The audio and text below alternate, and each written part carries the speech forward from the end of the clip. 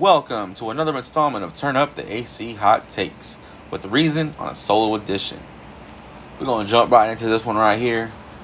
Ryan Garcia comes out with another victory, remains undefeated. He is now sitting with a record of 23 wins, 19 wins by way of knockout.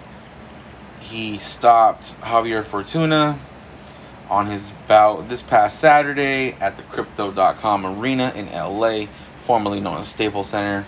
Javier Fortuna drops to 37-4-1 with 26 wins by way of knockout. To me, this looked like the end of Javier Fortuna. He's 33 now.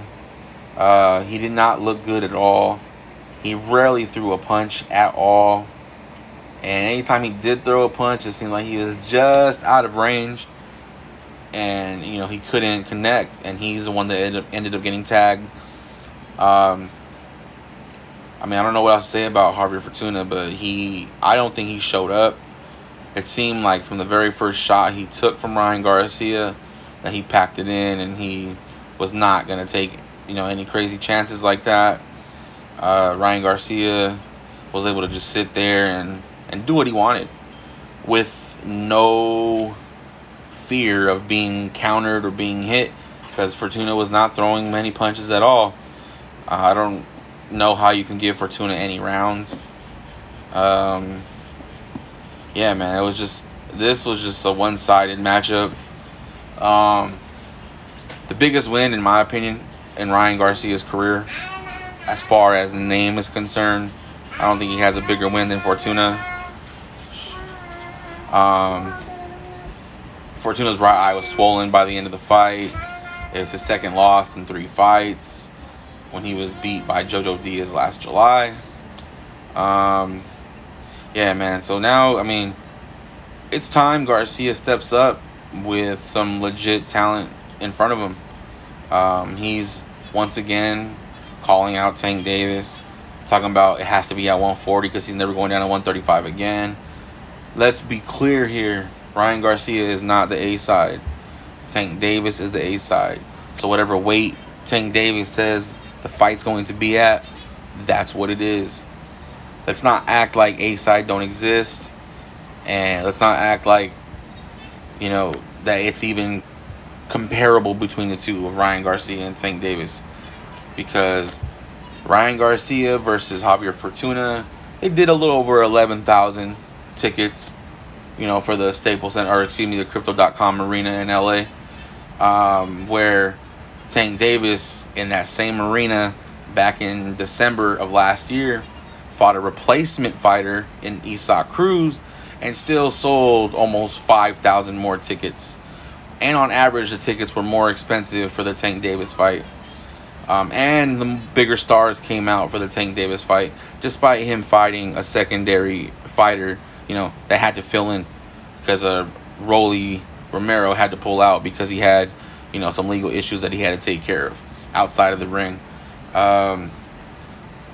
Mayweather and De La Hoya have a little back and forth the last couple of days about this, and Mayweather said it just like as clear as day.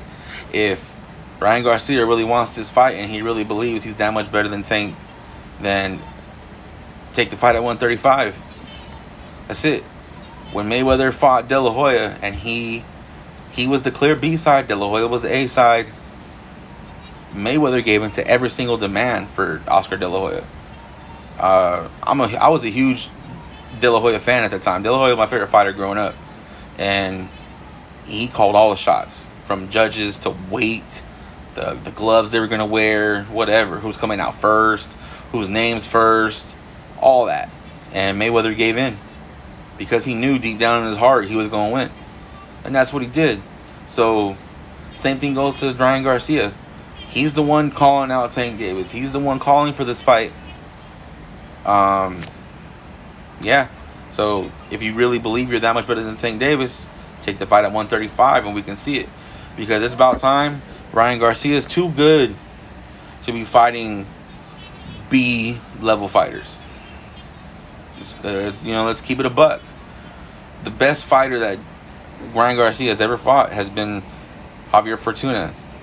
the best name on his resume is Javier Fortuna, and this the fight was underwhelming.